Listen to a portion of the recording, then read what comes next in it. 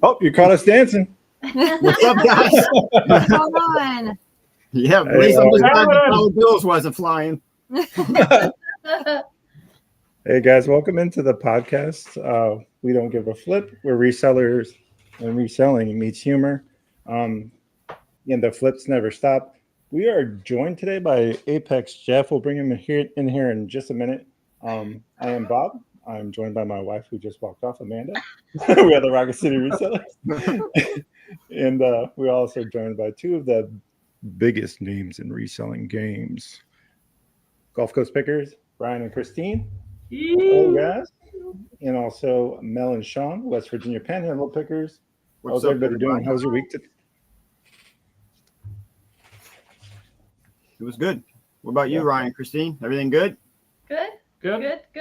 Another long train yesterday. Yes. 12 to 10. It was fun. Awesome. It was fun. That was our second best train in 2 weeks on the raid train. Yeah, Whatnot's been picking up. GCP. Yep. Appreciate the hosting, the hostess and host. Or with the 60 most. had a great show to end it all, too. Yeah, 60 did like $300 and something. Yeah, Good. I heard Christine that he sold out. Is that right? The Douglas, the Gans, everything. He was like, "What is going on?" Jelly cats. Yeah. Everything he held up, they bid on it, and that's like that never happens ever. He was ready to burn that stuff. Yeah, Yeah. He said it before he started. He goes, "I'm burning it." Yeah. Maybe that's what helped it incentivized. Yeah, but whenever I say it, they're like, "You don't mean that." The fuck I don't. Got to be a terms of service violation, I would think. I don't know. I Probably. told Christine the other day, it was at her and Roseanne. We were texting and I said, I'm gonna take the rack, put all the Douglas on there with a sign that says not for sale. Yep. Hateful. I was like, "Do it." Well, not to be a Scrooge or rude, but every time we bring something, which I know we're not always gonna have what people want, but we don't have it. Yeah. So for us, yeah, Whatnot's been popping off. Fisher Price Little People. I think I want to say we did about We do 1,200. 1,200, After fees, it was like just about 1,000. and then our other two shows about 300. Nice. And then this week in reselling, the last 7 days we did 1,000 on eBay, Poshmark, and Carter. So Right. things are picking up in Q3. What about you guys, the West Virginia Panhandle Pickers? eBay- Not pickers. Hey, not picklers. Not picklers. Yeah. Picklers. It's funny what'll happen when you actually get back to listing. You actually start selling true. again. It's funny how that works. It's funny how that shit works because we started listing more and now eBay's starting to pop off more. Facebook Marketplace is taking off with trying to get rid of a lot of items in the garage that we personally owned, but that's even just everything's moving. So it was actually a good week. We had one of our best back-to-back shows last week, and I think with tomorrow and Saturday's two big day event that we got planned, I really hope people check us out because on Saturday we're going to post a ton of pictures of what we find. So I feel like we're going to bring a lot of new stuff in. Yeah. You gotta stimulate that algorithm. yeah, Sure. we're hoping for plush toys, but we're also looking for vintage hats and shirts. I mean, this place has a lot, so we're fingers crossed that we find some goodies. I think we're finding a balance. Speaking of stimulation, guess who we have on the back of the stage? Apexjeff. Here he is. Welcome in, Jeff. Oh, shut up. Puppets. So I've got. Hello, everybody. I love it. Welcome in, Jeff. I love it. I love the puppets. Oh wow, What's that's going awesome. on there, buddy? What's Hey, happening, man. Jeffrey? Glad to be here. Absolutely. I've got something for Sean and Melanie. Well, first of all, this is proof that we actually met, not photoshopped. This was at Nashville. Yep. At Yeah. the that was the big meetup part where everybody was there before Yeah. they went their separate ways. And I don't have ones of Bob, and I don't have proof of Bob and Amanda, but y'all are in there somewhere. You know that. But I've got something for Sean.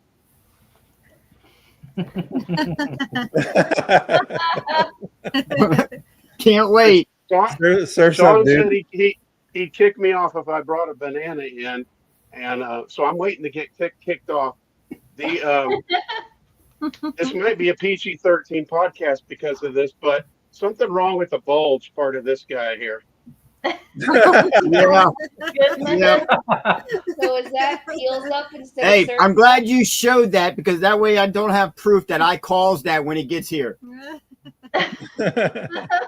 What's Cowabunga. Is that a puppet? Is that what you're Yeah. asking? Congress, Cowabunga. glad to be here. Yeah. So glad to have you. Jeff, what have you Bob, been I've doing with got a yourself? really good thrifting hat story about this this rooster hat. Whenever you're ready for it. Well, Sure. why don't you tell us a little bit about your story, Jet, and let us know how you came about reselling. You know, I know you and I touched base on the phone, and you told me about your work environment as well. Why don't you just disclose whatever you want and give a little feedback, Backstory. to the chat and all of us that don't know. Yeah, no problem. You know, every time I call eBay, they say thank you for being a customer of eBay since 1999, and I can hardly believe that. I was certainly not a seller way back then. I think it took me years and years before I, actually sold something. I think the first thing I ever sold was there's a C3PO Star Wars card that's an error card, and they have C3PO with kind of a bulge himself. And that card is, I had a good grade on that card and I got it slabbed. And I think that was the first thing I sold on eBay, but I was mainly just a buyer, and but about 2023, Marcia and I, my wife Marcia, we were thinking about downsizing the house, and let's kind of get rid of a lot of things so that maybe we can make moving easier, so that we can simplify. We started watching a lot of those minimalist videos on Netflix and buying books about minimalism. It didn't last very long when I started reselling, but initially I started thinking, I've got all these Star Wars autographs, this memorabilia. I was an autograph collector. Star Wars, the original trilogy, just meant the world to me, and I had accumulated most of the big ones. But I'm like, I think that I can be okay with that memory of just meeting the different people, and then I'm going to sell off my Star Wars autographs. But if I'm going to sell them off, it has to mean something. And so we said, why don't we work toward a Disney trip and try to pay for a Disney trip with the reselling money? We didn't even know the word reselling, but with the Star Wars money. So I sold autographs on Facebook Marketplace. They have a Star Wars autograph universe group on there. And I had just a meager goal of $3,000. I thought, well, that'll at least take care of the tickets and some basic hotels, and at least us getting there, a family of four. Well, I had gotten that amount of money and more in 2 months, and Marcia and I couldn't believe it. And I had so much fun shipping stuff and selling stuff that I'm like a lot of you guys. Well, what else can I sell? And then that's when I started watching resale videos. I think that the first ones that I saw were probably Kevin Commonwealth Picker, and then of course Harry Tornado, and then Harry Tornado started talking about FlipCon, and FlipCon was a reseller meetup conference. It started in 2022 in Charlotte. It did well, and then he had another bigger, better year in 2023, and I'm like, well, I think that'll be something that I should go to. And they were actually having seminars, and I thought, man, having seminars, I can learn stuff about listing, whatever. I was around so many big YouTubers that I just had no idea how big a deal it was. I pulled some pictures. You met Just Kevin for down some there, of- didn't you? Mhm. What's that? I believe you met Kevin down there as well. That on FlipCon 2023, correct? Yeah, I sure did. So this is Chris Flip the World. This is Hustle at Home mom, Ashley, and her husband TJ. That's Coco Mhm. and Chewy. This is Scott Chaching King. He Yeah. sat next to me at the conference. I didn't even know who he was. I said, he said, I'm Scott. I haven't met you. Who are you? I said, well, I'm Jeff. And I didn't even have a moniker, a name, a reselling name yet. So there's me and Josh, Harry Tornado. Yep. There's Haley. There's Kevin. Mhm. And there's ADH Dave. Yeah. And this is the cool one here. Oh, no. Look at Paul. Look at Paul right over here. We know how much weight that Paul's lost. He's done amazing. Dave, Chris, there's Ray. Met Ray for the first time. That's Rod picking and punching. So it just happened to have all those photos that I pulled. But it was a phenomenal thing. I met all these great people. They were nice people. Man, they just want to help you. And I was so nervous. I was by myself. And I'm one of those kind of people that if I don't know anybody, I kind of just want to stay in my hotel room. And I just made myself go downstairs and drink coffee. I don't drink alcohol, so I was nervous about that. Well, everybody's gonna be drinking, and they weren't. People were just hanging out. They say And that for I just would go Nashville. downstairs in the lobby and drink coffee, and that's just how I started to meet people and join in on the stories. And then the funnest thing is we had an '80s night, and I kind of broke out of my shell with the '80s night. And let's see, here it is. Let's see if I can, Bigger. yeah, let's see if we can Make this it big. bigger. Oh, They're bigger. Not that one, man. Bring it to Jeff. So that's Rachel Strickland. Yep. Oh, Oh, yeah. Yeah. that almost looks like Ryan on the top, but it's definitely not. No, Yeah. no, that's Chewy. That's Coco's friend. This is Lori, a happy picker. This is Grumpy Picker, Kyle. Yep. Yep. And there's just another one, another great shot. Awesome. But I don't know, I kind of broke out of my shell I felt like I could be myself and made a lot of friends, and that just sparked a whole bunch of excitement about reselling. And then, of course, as Ray started to plan the Nashville meetup, I'm like, I'm in, man, because I already knew Ray. I knew several of the people. And then as people were signing up, I just started to go on their shows and hang out and comment and just be myself and be funny and be a friend. I think the reselling community to me is, it's not my church, but you guys function in a very similar way to how my good church friends function. The love, the helping each other, the serving each other, the fun, the laughter. That's when we have bad days, we help each other.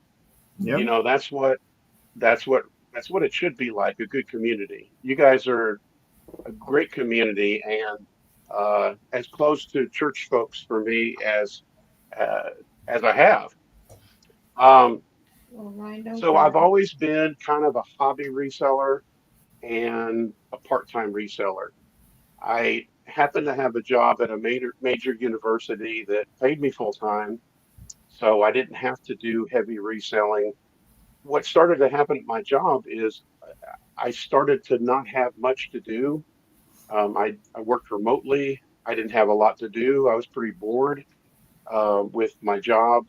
That we had a lot of leadership changes, and they just kind of ignored me.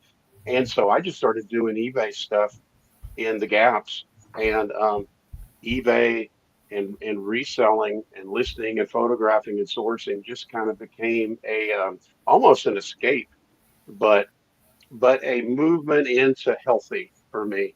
Mhm. And recently, I there's a lot of universities that are struggling right now with grants, getting federal grant reimbursement, and so the one I was working for had a lot of those issues, and so they offered me a voluntary separation package and a severance package of 6 months, and so as of last week, I'm on severance now, and just I feel so much lighter, and I'm enjoying it. Yeah. But I'll be looking for a job. Um, I don't really want at this time to be full-time reseller for a lot of different reasons. But right now, I just enjoy the hobby and the part-time. I enjoy being able to pay for family trips and pay for concerts Yep. and pay for collectibles with it's not my money, it's our money, but it's a hobby. It's the only hobby I've had that's brought money in instead of sucked it out the door. Yeah. Right. We call Right. it our fun money because that's what we use Yeah, for the fun Mhm. things. Yeah. the With fun the thing- bank. Yep. So what got you into the whole puppets? Where do the puppets come into play in this? When did that spark your interest, or when did you start collecting them, or which avenue did they come out of? eBay Yeah, or so the big thing, Sean, is I went to a churchyard sale, and along the side of the wall of the gym where they had all the garage sale stuff was these huge bins, like big gray bins. You remember I don't that? even know how many quarts they are, 50 quart or something like that. And I open them and there are puppets in there. And so let me show you the first puppet that I found.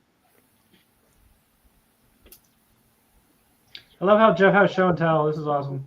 Let me put him on. Let me put you on the big screen here, buddy. Yeah, I That get is the big one. huge. That thing's cool. That is cool. So Yeah, it's got a like hand thing in the back, and I just put my hand in there, That is huge. I would never and a sell it. tail. Yeah, that thing is dope. That is Yeah, awesome. that is awesome.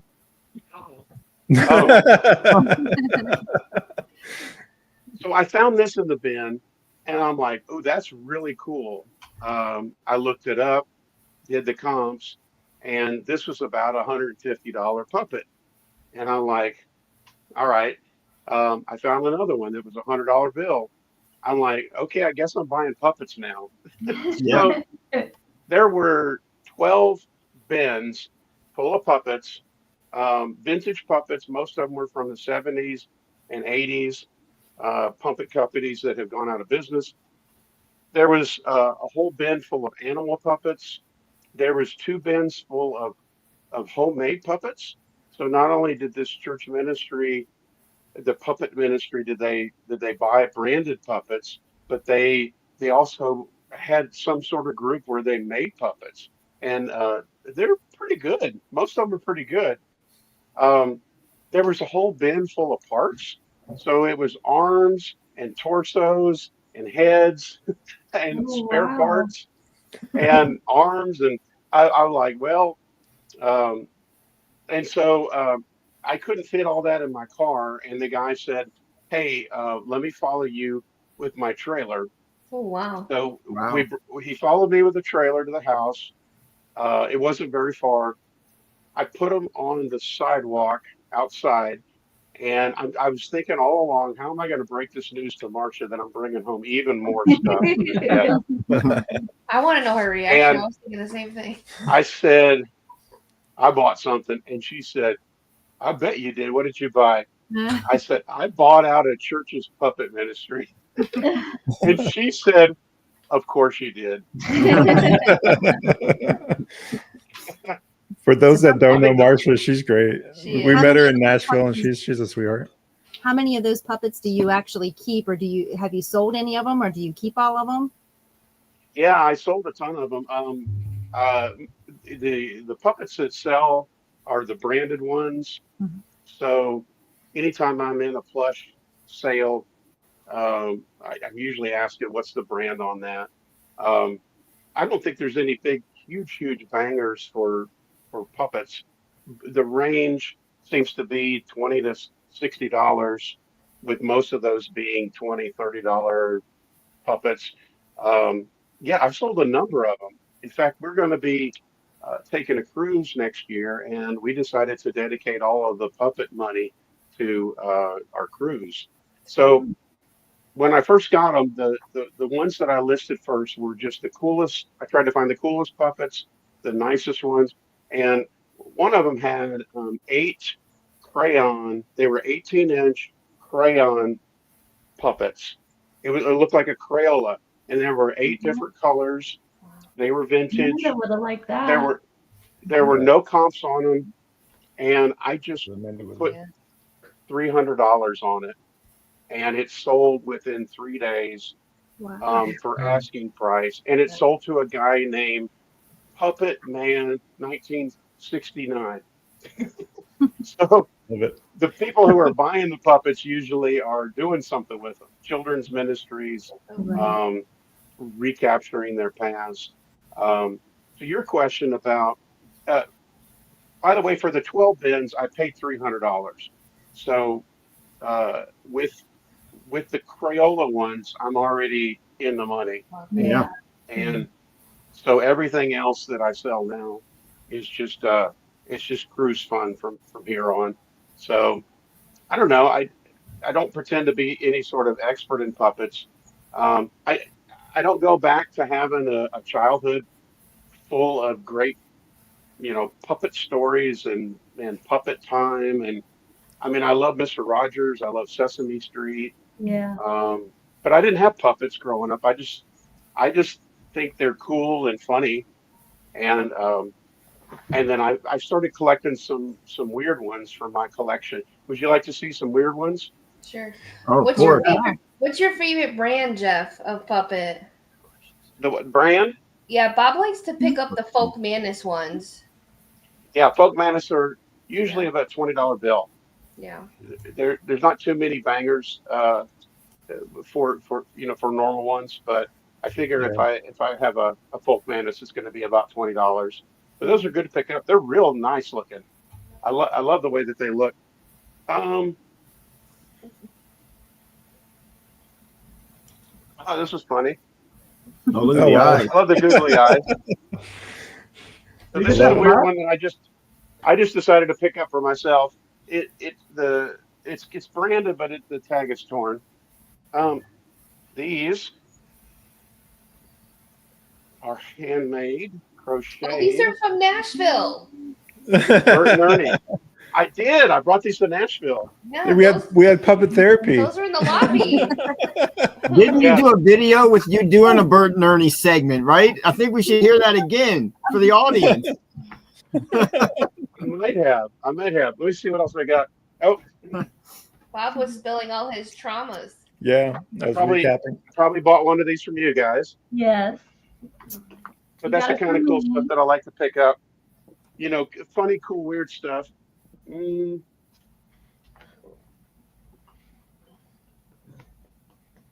get all my puppets here. Awesome. That is fantastic. I like that one. LSU. I love this one. Yeah. Yeah. That is cool. Is that a Manhattan toy? No. Let's see. It's giving me Manhattan toys. Probably completely wrong. The Puppet Company. Definitely not. Roseanne. It's got teeth. It's awesome. All right, so I think for right now, I'm just buying puppets when I go to these plush shows and I do sell plush. I sell fun plush, cool plush. I look them up a lot of times, but I notice that a lot of people, their puppets don't move too often. And I'm like, well, I'm just going to buy puppets for a while and just be the puppet guy in the plush shows. So I went to my resale shed, and I think I pulled some puppets that either resembled you guys or reminded me of you. I can't believe you let's have one start big with- enough for me, but here we are. Pop said, here we are. I hope it's bald. And here comes the short videos of next week right now. Yes, here it is. All right, I got Sean. I got Sean on my hand. Oh, Oh. You're Yeah. gonna need two hands. Oh, man. I swear, if he pulls up, This is not a voodoo doll, so if you're feeling something, Sean, just, it's not me. It's Is that Christine? I'm not gonna be that one. I just said, is that Christine? all right. So here's Sean and Melody. Oh, Well, at least you ain't got a banana in your mouth. I'm happy. Yeah, Those are awesome, by the way. Yeah. Those oh, are you great should have pies. said that, Sean. Oh, Happy yeah, banana. never mind. Yeah. I forgot he had one. Perfect storm. Sean is he's a sheep for some reason.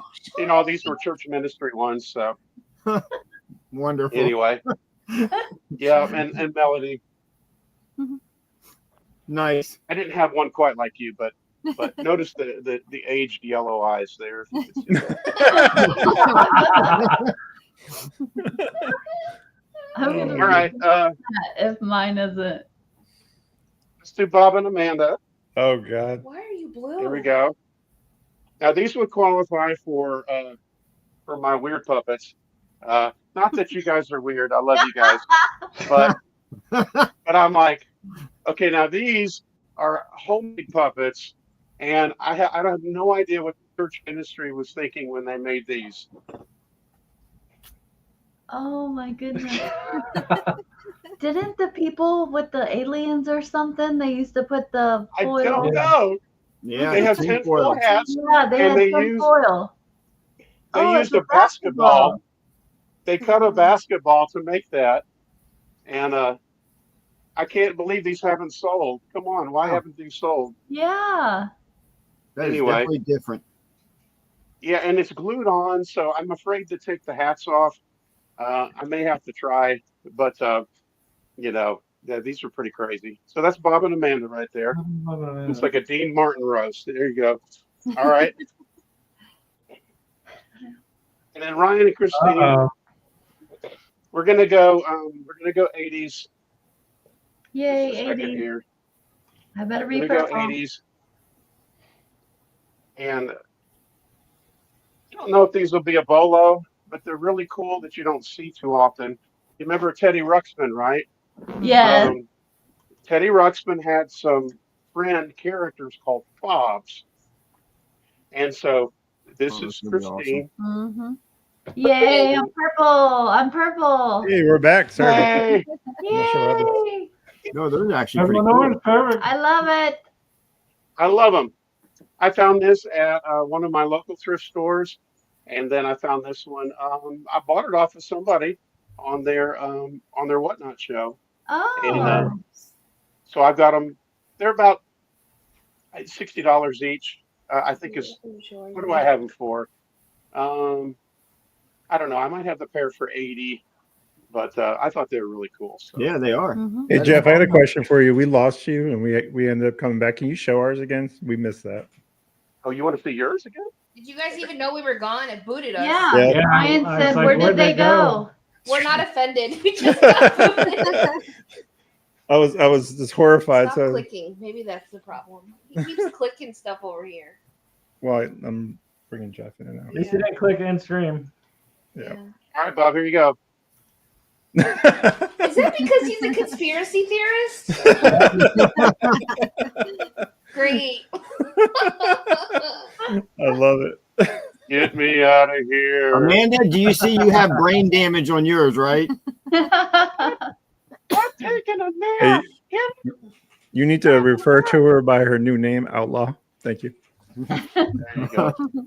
Mm-mm. It's Jeff's That's puppet bit there. awesome, Thank you Jeff. very much. I love it that you have Yeah. a variety. Yeah. Jeff, how do you feel That's a about lot people of fun. tagging you when they have puppets to sell? Yeah. Yeah, we need to know. What's that? How do you feel about people tagging you when they have puppets to sell? And Yeah, it's whatnot. no problem. Sometimes the wallet's open, and sometimes I'm in the wallet's in retreat, so it's totally fine. Okay. Mm-hmm. Yeah, we I'm just being a wanted little to more know. picky now. I'm checking the brands. Sometimes I take pictures to see the comps. Um, that's helped me in the whatnot stream to really quickly on my camera take a snapshot and go and look it up. I can't check. I don't have time to check solds, but I have time to at least see what they're generally listing for. And if something's $10, 10 to 15, I'm probably not interested. But if if it's getting listed for 30 or 40, then I pay attention. So, Same with clothing. So I so sell Jeff, clothing. I got a Go ahead. question for you before you get into your clothing, which I really want to hear about because I know that Ryan and a few of us do vintage T-shirts, and I know you enjoy that. Which we never will do. Yeah. I want to, but here we are. I got a nice banger T-shirt to send you, Ryan, by the way. Bin bro. So there's a question in chat about the shirts that we all have on today. Yes. It's an exclusive. Remember that. It's an exclusive. There's only 3 of us right now. Unlike but Where's Ryan's shirt? Why don't Ryan have Couldn't one? find it Ryan sold it on Whatnot. all day. Ryan sold it. Ryan, He you sold it on I Whatnot. did not sell it. It was hanging right there. Like, Jeff, tell us weeks the ago. origin story of the baby. Do you have baby clothes shirt? Yeah. Yeah. It's the last thing I want to ask for at a garage sale, by the way. And I was watching about a week before our reseller meetup. I was watching a video game YouTuber, and he was hitting the garage sales, and he said, "Man, never know what we'll find here. Probably will be baby clothes." And that little comment made me think, yeah, that's the last thing I want to find at a garage sale. That would be funny to put on a T-shirt. Got any baby clothes? let's do And vintage, so vintage baby clothes sale. I did one of those make your own T-shirt company things. I yanked the graphic from somewhere, put it right on top so that it wouldn't get lost. You can see that. And it's loud and proud. Like you can't. Oh, this thing fits like a dream, by the way. And that's great. So I made about 20 of those, and I had them express shipped to the hotel that we were at, and I gave them to everybody who was on Ray's podcast, the main people. So Ray and Joe and Brendan and Kristen and Angie all got one. And then I knew Ryan and Christine, Bob and Amanda really well, and I wanted to have shirts for them. I gave shirts to Ken and to Jill. And then I had one for Jack. I didn't have an extra for Tracy, but I gave one to Jack. I'm not Jack, but Brian and Jack Stretchers. And Mr. Jack. Yes, Mr. Jack. So yeah, so that was it. It's just a joke of when I have worn it to the garage sales, they lose focus. The owners lose focus of the house because they're like, "Oh, so sorry, we don't have any baby clothes." And I'm like, it's a joke. I'm not really looking for baby clothes. Do you have any video games? It's the okie doke. So sometimes I'll wear it out when I'm going to the thrift stores or the bins. Maybe that could work in your favor. You're disappointed about the baby clothes, but maybe they'll offer you something else at a better price. It could be strategic in your part. Great idea. Yeah. Yes, I can leverage that guilt, Amanda. You're welcome. I like it. Jeff, do you recall when we first met at the reseller meetup, the first one in Nashville? Yeah. Remember that story, Amanda? We're sitting in the lobby and we're just hanging out, and Jeff comes off the elevator. Oh yeah, that's not when we first met him. No, we didn't first meet him, No. but this is one of the things that I remember most about the first Nashville reseller meetup. So go ahead, Amanda, tell it. So it was a long day. It was Saturday because Ryan and Christine left that night. They were up taking a nap, and we were eating Subway in the lobby, talking to some local resellers, actually from Alabama. And there was there's like a convention room at the hotel, and the music was pumping. They were having a baby shower in there, and it quickly went from 0 to 100. And they were fighting. The baby mama was fighting with, I think, the baby daddy's girlfriend. I don't really know. Something was going on. But hands were throwing, and Jeff comes off the elevator, and he's got swag bags in his hands for people, and he bumped into the baby mama, and she as she was about to snatch her. She almost took Jeff out, and he was just like, he was like, "Hey, how are you?" Yeah. She's like ready to. And so I'm just sitting there because it's one of those situations. Do we say anything? Do we not? Like, what do we do? And I'm like going like this, and Jeff's like, "Are you afraid?" I'm like, "No, but I don't want to get involved." I'm like, and Jeff's just like, "It's all right, it's all good." And I was just like, "What is going on?" It was so bad. The guy, it was scary. The young kid at the lobby that was checking, he was great. Like he handled it very professional. Like he was able to get it calm. But at one point, one of the girls like was being held like this, and her arms and her legs were out like this, like a magnet. Like she was still trying to grab. And Jeff's just like, "Hey, what's going on? What'd you guys find today?" But I will say the second reseller meetup was nothing like that. No, it was a one-off for sure. They probably said no one's allowed to rent that room out when we were there because of that. Probably. Yeah, I'm probably. just mad I was taking a nap because I would have liked to seen. Yeah, that hotel was sold out. I second definitely time. learned my lesson that when Christine specifically is not in the room and shit's going down, there needs to be pictures or it didn't happen. You know what's really funny about that is we're all resellers. We all do social media to an extent. And nobody had their phones but out. nobody had thought to record it. Oh, wow. So and there was someone doing a live stream. Yeah, one of the nights, I think it was. I forget their name, from North Carolina. I feel so bad. Bearded Thrifts? No, Steven and his wife. They're a younger couple from North or South Carolina. They're moving. He's got a beard. Anyways, I can't remember her name right now. But they were doing a live too one of the nights, like right where it happened. So he was like, I should check my footage and see if there's no way he could have missed it. It was insane. Yeah, that they crossed his live stream, so I can only imagine he must have it on camera. But yeah, it'd be an interesting review back and great YouTube. So I came down the elevator, and that ruckus was in the hall, and I didn't know that they were fighting yet. I just knew that they were loud, and then by the time I got there, there was shouting going on. And the main lady, instigator gal, was right in front of me, and I just stopped, and she looked at me, and I said, "Hello," like that.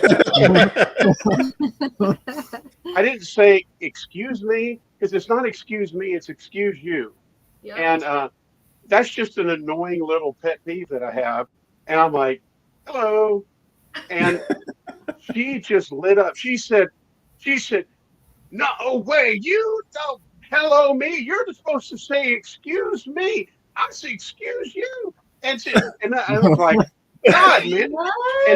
And her friend. This would have been a good time for a puppet demonstration. I know. Pre-puppet. Please, He had please swag don't hit bags. me. His hands were full of gifts for people. He was coming in peace and prizes, and she was ready to. Oh my God. It's funny. Jeez. And so I finally, I'm like, well, if it meant a lot to her for me to say excuse me, then I turned around and I said, "Hey, look, I'm sorry."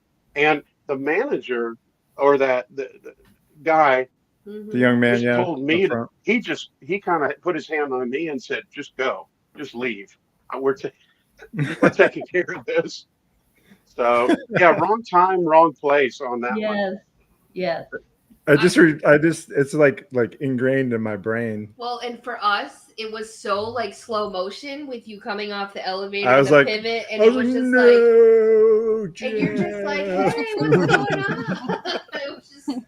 It was like that when they're running through the beach, and it was just like this. Yeah. Oh my God. It couldn't happen to a better person because anybody else probably would have ended up with a black eye. Quite honestly, yeah. There you go. Testament to your character, Jeff, for sure. I didn't realize that was the first time that we met because eventually everything calmed down and we went and sat down, and I was hanging around you guys and just kind of learned about you, get your story, and I just couldn't believe how much Amanda kept talking about plush, and I didn't particularly like plush at the time, And I'm like, God, lady, can't she talk about anything else? They call her the plushy lady in Nashville Benz. She is officially Yeah, monikered. three or four people came up to me like, "Hey, you're the plush lady." I'm like, "Yeah, uh-huh." But that's good though, because Yeah. then they bring you stuff. So Well, I will say hey, it's better to be known for that than something else. yes, Like, you I know. will wear a shirt that says plush lady. Bring it to me. Yes, Yeah, right. all of it, all of it. All of a sudden, you got 10 pairs of hands that where you only had 2 before. Yeah. Yep. Yeah. Or you got throwing plush at the bins, I think we need plush lady T-shirts for next year. Right? Sure. So we Plush can wear 'em lady. to the- And we also need a T-shirt of Christine in the little jail here in the plush jail. Oh Yeah. yeah, that one. That We'll I have got her it. nicknames on the Yeah. back. Her nickname will be Outlaw on the back of her T-shirt. Oh, yeah. Ladies, you But got to it- come up with a nickname for her. That's on Yeah. Christine and Amanda. Okay. Yeah, we Oh, do. you don't have a nickname, Mel? Not yet. Not yet. It's gonna Okay. happen. Something about being loud and talkative because she's Yeah. the total opposite.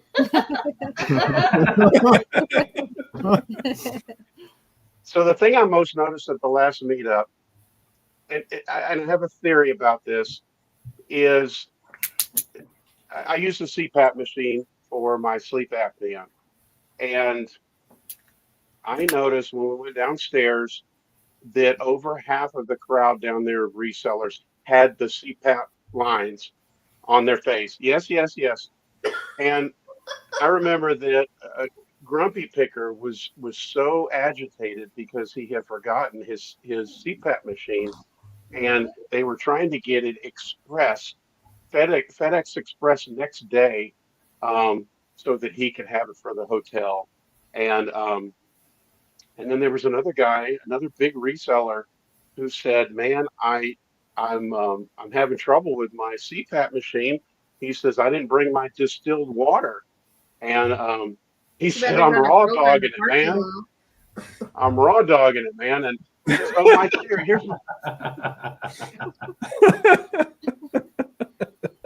here's my working theory is that I think that having a CPAP machine, having sleep apnea, but having a CPAP machine unlocks some sort of reseller superpower. I mean, it's possible. I mean, we get a good night's sleep and we're up early. We're ready to go. I know a few Yeah. resellers that actually can resell those. Yeah. There's a company called Second Wind Okay. that you could actually sell to them. Do you remember at this meetup where Darth Vader came in later on at night? We were actually leaving when Darth Vader was coming in. So Darth Vader is a friend of Ray's.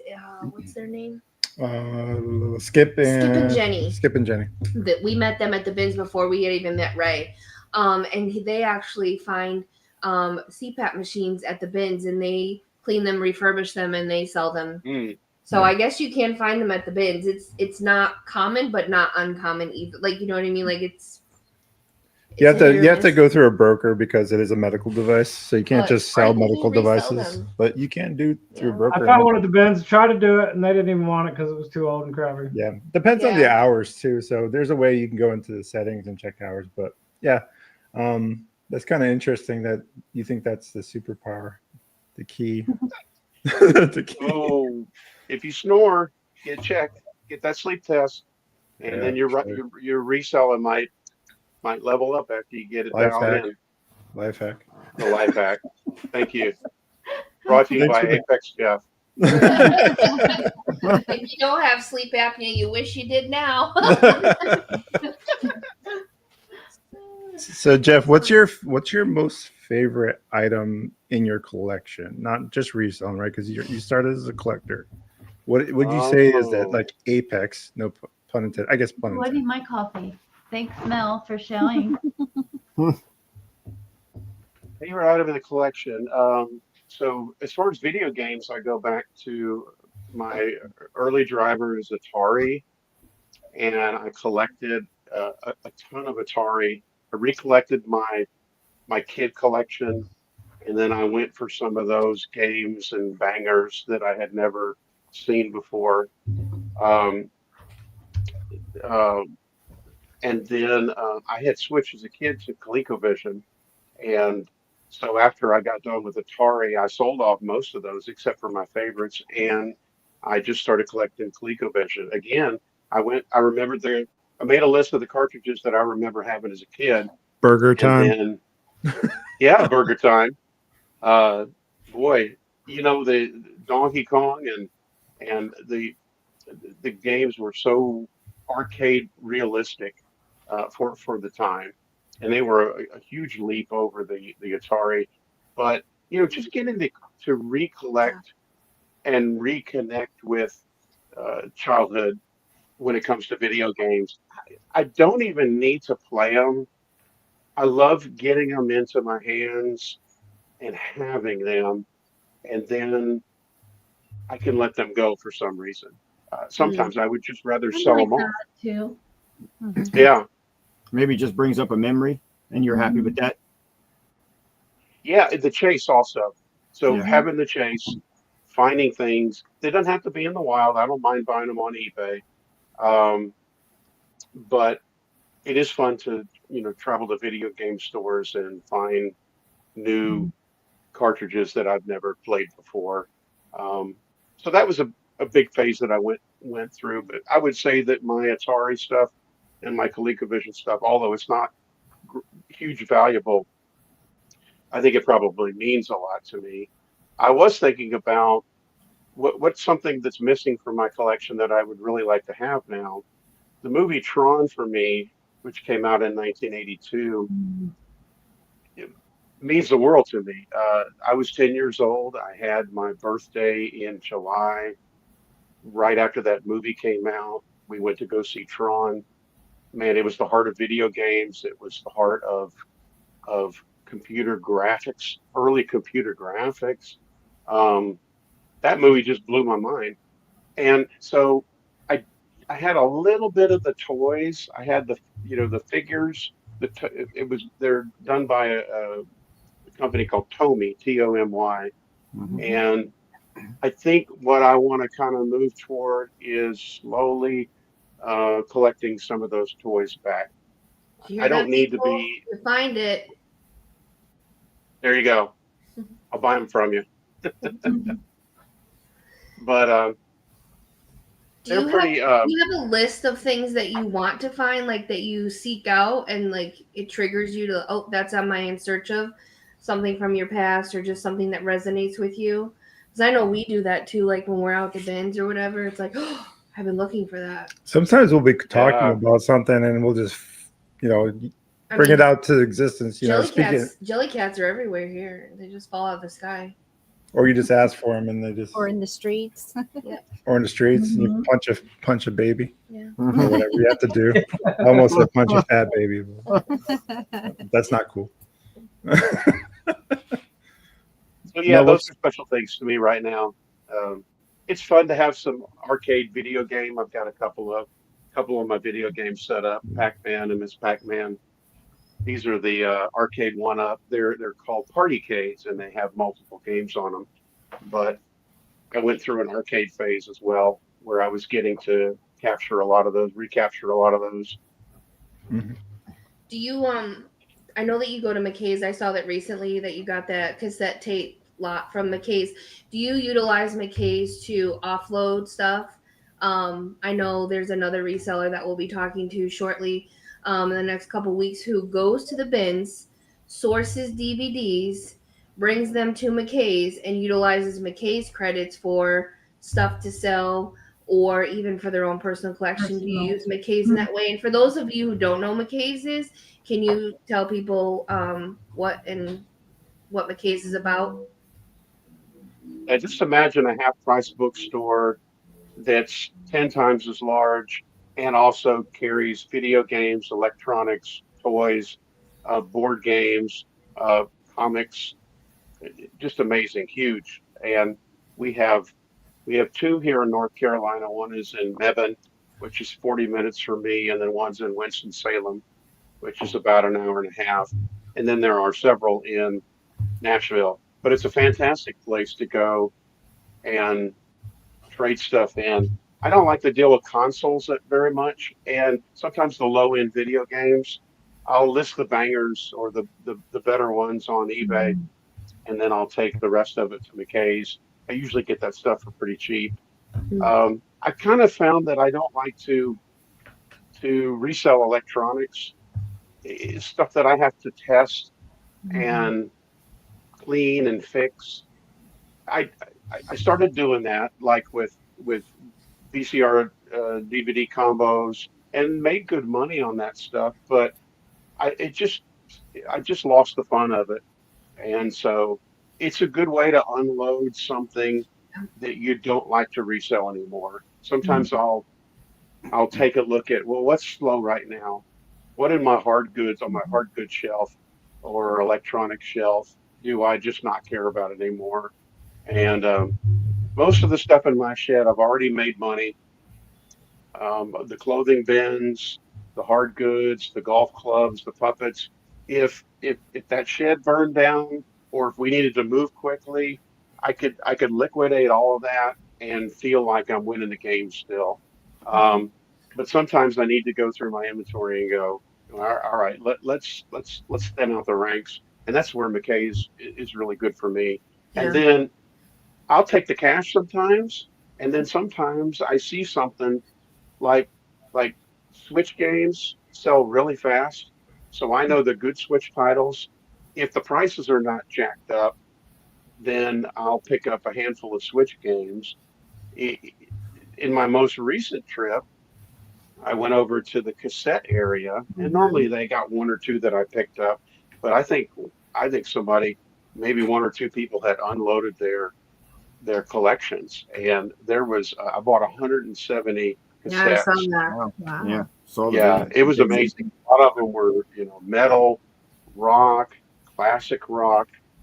I probably will do some whatnot shows. Um, We need you back on Whatnot. Yeah, I was about to ask you what happened with Whatnot. yeah, I started by doing a few shows, and it was fun. It was a lot of work for me, and especially having a full-time job, it was just I had to stay up later.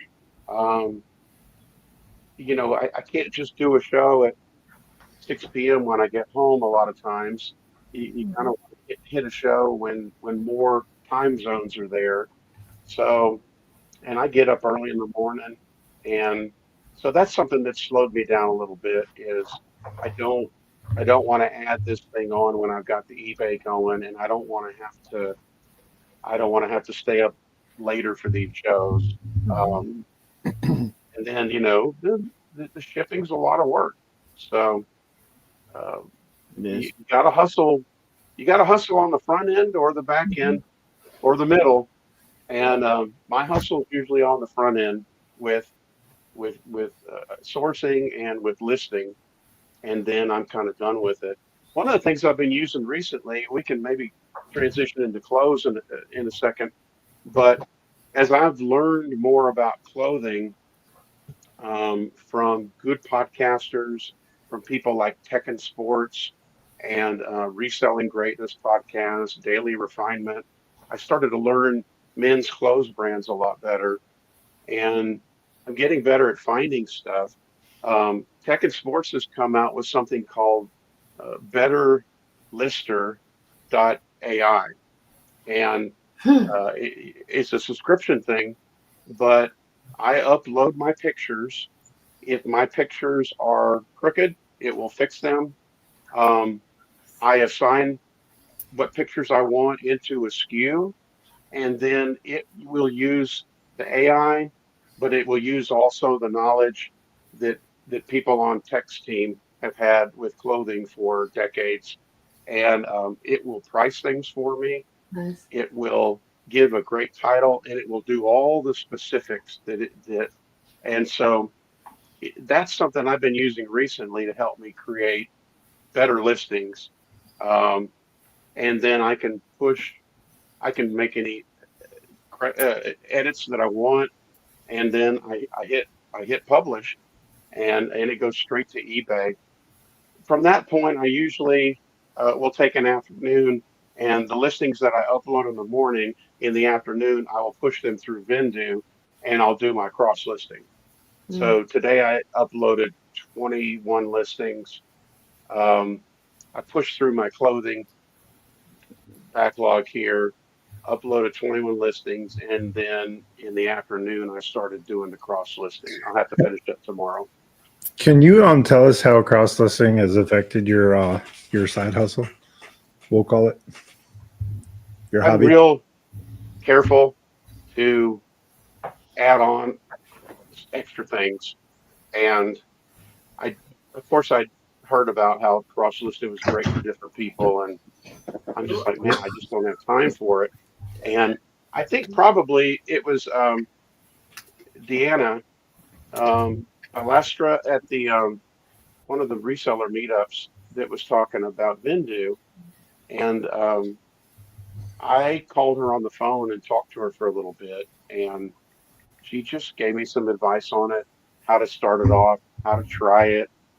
Um, and I'm like, I had a Whatnot account, I had a Macari account, I had a Poshmark account, I did not have a Depop account, and I did not have an Etsy account. But I'm like, well, I'm just going to push them over and make it in Facebook Marketplace.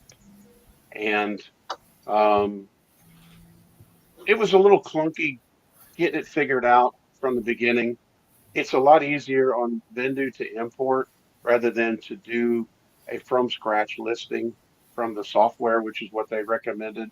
Yeah. So I just do mine to eBay and then import them. And then as I have time, usually Facebook Marketplace, I've got a template set up, and it's just one click, and I might have to adjust my shipping, but I can get stuff up on some of these platforms pretty quickly. How And has doing that impacted your sales? Are you noticing it? Have you noticed a change since you started using it? Where yeah, I was shocked. I'm shocked how much Facebook Marketplace sales that I have off of that.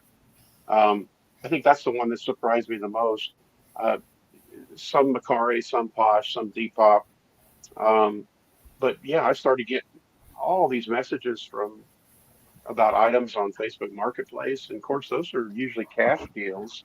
yeah, And like, man, cash in my pocket goes to a Ziploc bag that becomes my garage sale money.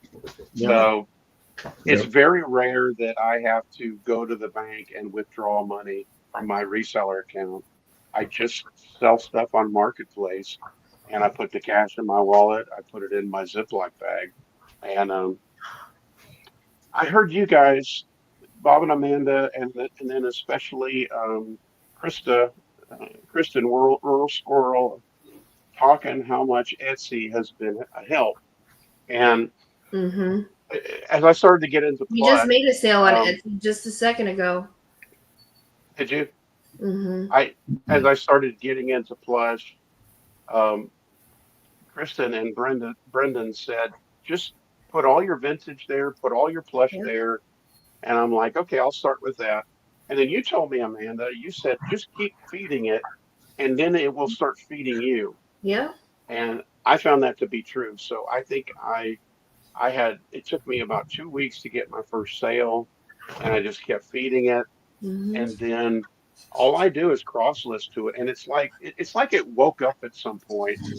And so it's not unusual on a weekend to have 2 or 3 sales a day on Etsy.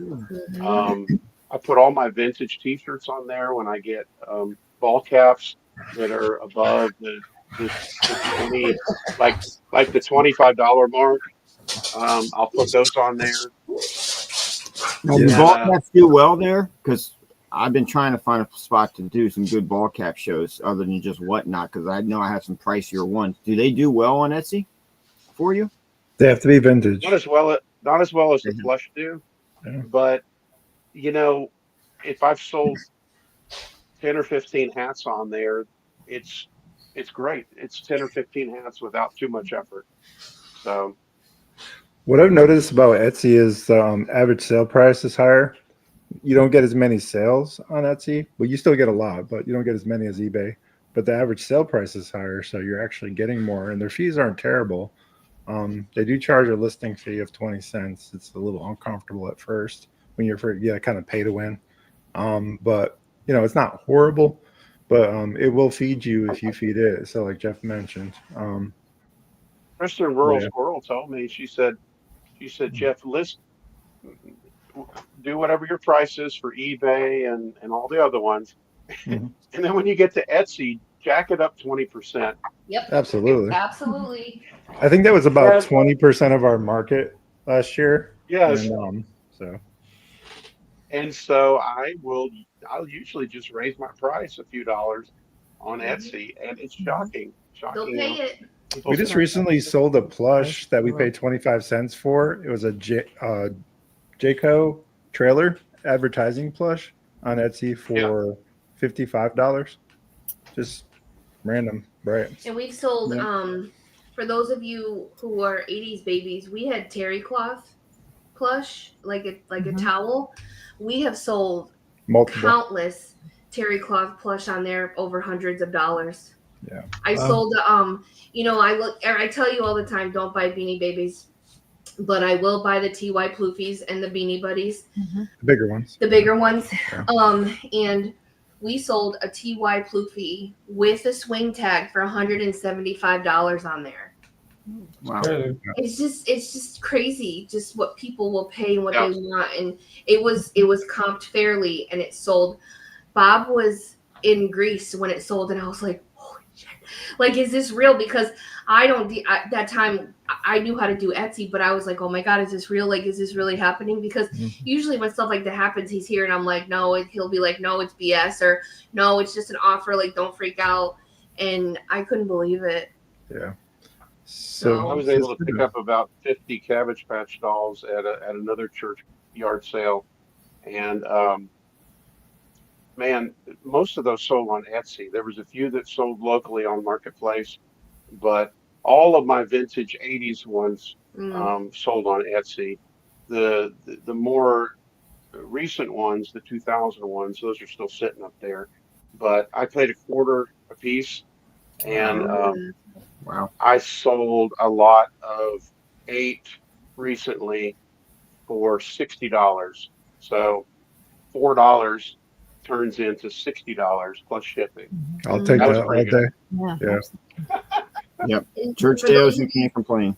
Yeah, and for those of you that don't know, there is an option on Etsy if you want to. If the buyer pays over $35, you can absorb that cost of shipping and pay for the shipping. So we mostly deal with plush. So for us, the plush is not that heavy. So we can raise the price of the item to compensate for the shipping, and they'll still buy it. Do you want to see go even higher, Jeff? This is what you do, everybody. You turn on international shipping We on started Etsy, that. and it's been an absolute rocket. It's been so different for us. It's crazy because for some reason, I don't know if you guys have the same problem, but we cannot sell plush to the UK. There's something through eBay. Through for some eBay. reason. Categorically, it doesn't. I don't know what the problem is or the disconnect, but you can't sell it to the UK. So Bob turned on international shipping like within the last 6 months, and we're selling to the UK. We're selling to Singapore. It's crazy. Like, Yeah. we've sold to the Soviet Union. Sometimes they're paying more in shipping than the actual item too. Sure. So we see that quite a bit. So So international shipping. If you have vintage, definitely explore it. I mean, especially if you have a cross-listing program, why not? It's just another click. Yeah. You know, It's already there. You might as well utilize it. Yeah. I mean, for me, I know in the beginning I was like, Bob, I can't take on one more thing. I don't have the bandwidth. But Here I come with Depop. But yeah, so now we're selling on Depop, and I heard we're doing okay. People don't sell on Depop, but we've had like 20 sales on Depop, and we've been on it for 3 months. Pop culture is the Depop's jam. So anything pop culture will do well in there. So. Yeah. Yeah. Back in the house. Yay! So if you don't have a cross lister, I highly suggest that you get a cross lister. Do your research, figure out what works best for you. Yeah. We ourselves have used 2 different ones now, and everybody knows my opinion on which one I like better. But research and figure it out. I'm painfully going through inventory right now. And she'll get through it. I believe in you. Yeah. I don't know if it matters how many listings you have versus you don't. If there's too many hands in the pot, trying to list stuff. I don't know what the problem is, but right now my only hands are the one in the pot, so it'll be my problem if it's wrong. Yeah. So, anyways. Oh, How did you get banned off Depop, Krista? Krista. People Yeah, what sell happened with that? counterfeits on there and don't get banned. Who gets banned? Yeah, what's going on there? Oh, that. There's a story there. Yeah, I think for me the biggest thing is the sales detection with Vendu. You have to have your browser open in order for the sales detection to work, which the one that we use now, you don't have, that doesn't have to happen. And if you like AI, Jeff, Nifty AI utilizes AI to do the descriptions for you as well. So for those of you that are in a time constraint, have a full-time job, Bob can list 250 items in 2 days. While working full time, and I've usually put in about 50 or 60 hours at work. And so we have an affiliate link. That's not what it's about. It's just we want to make I sure would that still feel that way. Right. Yeah. If you want to grow and grow fast, we have found that this is a better program for Now, us. if you want to save money on your first month, code Rocket City. Oh Just my saying, God. but I'm a shameless reseller. But I think we all want to find ways and not gatekeep in what's efficient and what because we all want that return on investment, and the less time that we invest and work with something and the more money we get back, the better we feel about what we're doing, right? So, I always hear the "what do you regret" question come up. What do you regret selling? And recently thought about this personally, and I was just like, my time for money. So think about that for a second, right? Yeah. Just make sure you're mindful of that. We're really bad about time management regarding our own personal lives, which it brought us a lot of success, but just be sure to balance that. Jeff, how do you feel about, like, what's the regret that you have in selling something? Do you have that? Or buyer's remorse? I think when I buy too much of something, just because it's a good deal. I mean, everybody when they're starting out, they go to the garage sale, they buy stuff. It looks cool to them, but because it looks cool doesn't mean that it's going to sell. So my first purging my inventory was, okay, this stuff used to be cool to my eyes, but it's just sitting there and it's taking up space. So that would be clothing brands that I thought were cool. It's not that Ralph Lauren Polo doesn't sell if it's the right ones, but there's a whole lot of Peter Millar and Ralph Lauren that they just don't sell anymore. And so you have to do the deeper digging with the right ones. I already mentioned about electronics and VCRs, and recently I bought a lot of Carhartt jackets and coveralls, insulated coveralls. Chris Flip the World had a connection with we had a real good connection where he could get a huge supply of these, and he put them for really cheap, and I think I ended up buying about 60 coveralls, and they were in some of them were Carhartt, some of them were jackets that were Carhartt. Those tend to sell well if they look nice and if they look clean, but some of them were distressed. Some of them had bad zippers. I kind of justified it because I was getting them for $5 or $10 plus shipping, and I'm like, well, I'm going to try this. But if you're going to experiment and try something, don't buy 60 of something. Buy 4. And so it took me forever to photograph those and process those. I can't just put those on my lay flat setup. I have to clear the kitchen floor, and put them on the kitchen floor, make sure the kitchen floor is clean, and then get up on a ladder and photograph, a big coverall. And it just, and then I have these really big bags that I put them in, and they're in bins in the shed. And, I'm going to keep those for a year and then see what happens, see how many I can sell, and then I'll just get rid of them.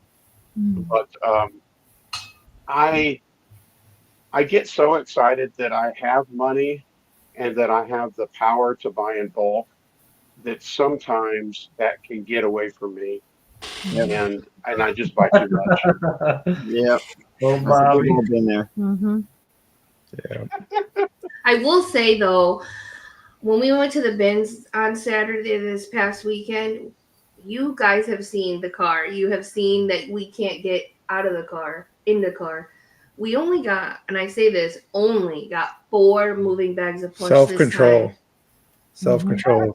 4 moving bags. The fruits of the spirit, Jeff. Self-control. 4 moving bags opposed to like 10 or 12. That's saying a lot because we normally come back where we're busting out the car. So Yeah. I mean, mindfulness is a thing of the past. You know, a lot of people are not mindful when they're doing things. well, And you wanna we're guilty of that you want too. to shop with intention, and when Yeah. you're first beginning, it's very hard not to be like a kid in a candy store and just scoop it all up and be like, mine, Especially if it hits that nostalgia button, right? Yes. You're just Or- like, It's oh, our surely problem. there's someone out there that loves this just as much as me. Or Mel, do you feel that way too? Yes. or you Yeah, watch a that's our problem. podcaster that Yeah. tells you, buy this, it's great, buy this, and you're He like, said her. it's a lie. Sean went, her problem. She just admitted today, she goes, what is my problem? I'm buying plush now. What is my problem for myself? So I mean, clearly resellers don't Yeah. always just buy to resell. It's hard. It's hard to not start collecting doing this. Hits I a think. nerve, or Mhm. you're you Yeah. remember, or it's I just think it's cool, like nothing till we own. Yeah, I know, Ryan and was I love not a that- collector. Yeah. He You was find not. something that somebody else really likes, so then Yep. it's like then you start thinking, oh, well, I have to buy that because I really like that. That's Mhm. that's just how I am. Well, that's how we know that Jeff loves puppets and Pac-Man. So whenever I find a Pac-Man, I'm just like, oh, I wonder if Jeff would like this. Or, like when we were in Nashville, we were out and I found a little Pac-Man pink pellet and I'm like, here you go. Like he was probably like, I don't need it, but he took it graciously because I was like, well, Yeah. I know that he likes it. So, Mhm. Yeah. can't help Can but you do that. can you see my Pac-Man behind here on top of the machines? Yeah. Let me pop you up on. Make sure you click the right thing. Oh yeah. There you There go. it is. yeah. There's this Pac-Man. Yeah. What is that green love thing? The ghost must have been. What is that green thing with the hat? That is an alien. I thought of. I thought about you, man. Yeah. Oh, let me give you Nice. the walk around here. Does he have a construction hat on? Yeah, that's just an alien thing. Cool. Hey, Ryan's favorite Farmer- thing. Get it. farmer alien. Like a cowboy hat. So no. Farmer alien, yeah. Got the blue jeans on. A cowboy alien with a puffer vest. Best. It's Wow. the best. Oh my god, that's fantastic.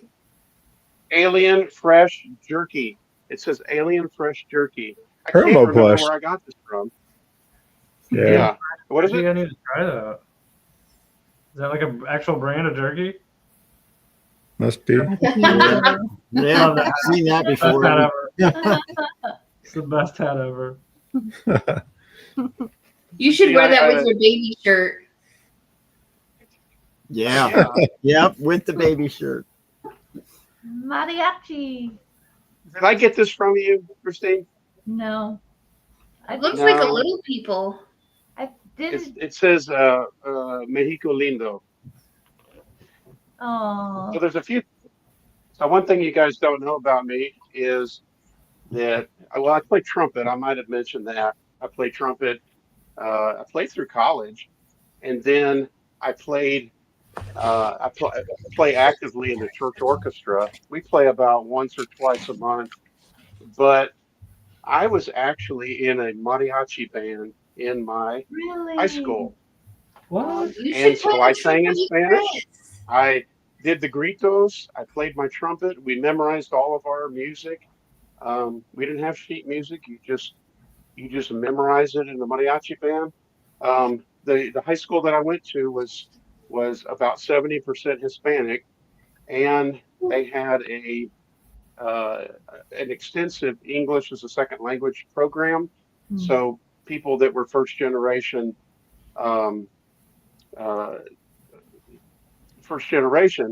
they're trying to better their English, so they had bilingual curriculum, in some of the classes. Now I wasn't part of that, but because of the magnet school part that for Hispanics that our school was, we had a mariachi band. And so I brought pictures. Yay! I don't know how to. Oh my god. Oh, I don't know Me which right one to here. click. Ryan, do I need to just okay, I did There we it. go.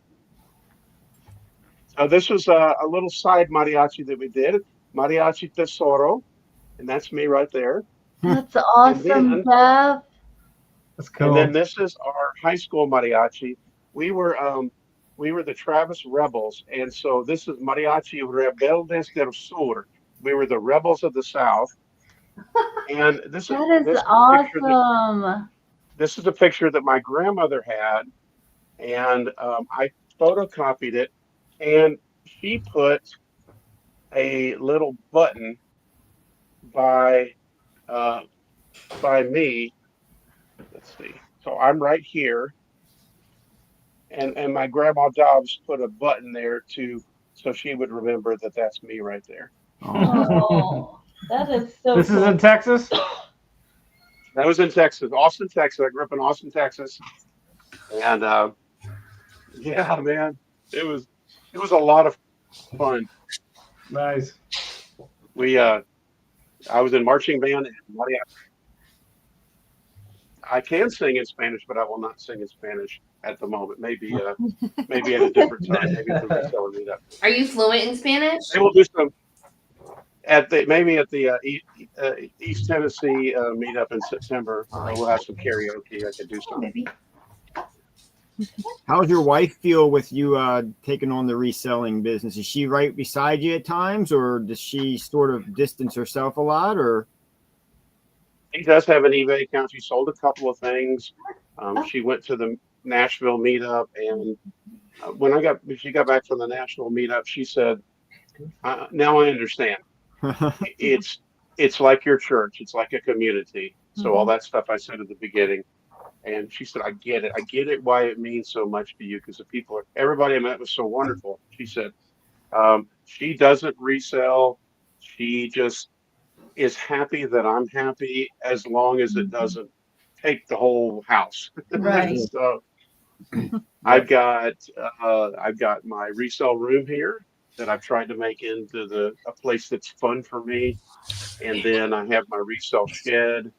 And our dining room table, we really don't use it too much. So I've got my shipping supplies mostly downstairs because the computer that I use to make labels is down there. So it's real easy and my scale, it's real easy to do that. What I wanted to ask you guys is, it took me a long time to make this room into a resale room that I enjoyed coming into, where I didn't have to step over stuff all the time, where things are kind of in its place. I mean, it's still a work in progress. Can you guys tell me about your resale room and what you had to do to kind of get a space that you enjoy going into? Mel and Sean, Ryan, what do you got? take that one. I mean, We all defer. All of our, well, we had an office before we shut our office down. We had a room so it was hard for me when we closed the office and brought it home, because I had that separation. When I go to work, if nothing was going on, we would do the reselling. So, and then when we closed the office and we brought it to our house, I was so overwhelmed. And I felt like it was taking over our life, and I did not like that. So when we moved here, I made it a point to have it in one room, and then this is like we have like 2 living rooms, I guess. So Living room, family room. yeah, so this is like our stuff, and then he has his desk and computer, and then on the other side of the house is the living room. So I come over here to do this, and then that side so it's separated. I have to have it separated. I can't have it all over the house. yeah. Yeah. Yeah, we have a So where three-story you do your whatnot shows? Yeah, I do it in that's- here. Okay, right. We have a three-story house, so our basement is finished. So we kind of just turned the whole basement into our reselling. I can't say that it's neat. I can't say that it's organized because I think there's just like We're one always adding to it. So when you think you've made a dent in getting stuff categorized and organized, you add 5 to 6 more bags full of stuff. Especially in and then this you're section over here, when you come down through our basement, there's basically a path to walk through. I think it is kind of cool because a lot of people will come in our shows and they'll be like, wow, I just want to jump into your plush because it's all over the floor. But I mean, there is some sort of, structure to our chaos, but I guess it just fits us, it's getting a little bit more like organized and structured now that I can devote a little bit more time to it. Yeah. But I'm more like the organizer of the two of us. So is it at a point where when you go down there, you sigh and you gasp like, oh gosh, you got so much stuff here? Or is it fun to go into that space? A little bit of both sometimes, I think, for me. For me, as soon as I walk down the steps, is because I enjoy this so much and I see that I want to make this a full-time thing. It drives me a little bit more just because I do enjoy being down here for a lot of different reasons. Because of the community, I enjoy getting on the shows now and meeting new people and just getting good feedback or criticism. Because I always say I'll take criticism and run with it because it only going to help me grow. But I enjoy coming down here. It's something I want to pursue more from having my own business. I hate working for somebody. So eventually, if I can grow this with our friends and do something, it's going to be a lot of fun for us, I feel. Sorry, Charlie's hot boxing us. Our puppies are behind us going. Bob was like, where do I start? So for us, it's been an iteration, like it's a continual like cycle. We're always changing, rethinking. Yeah.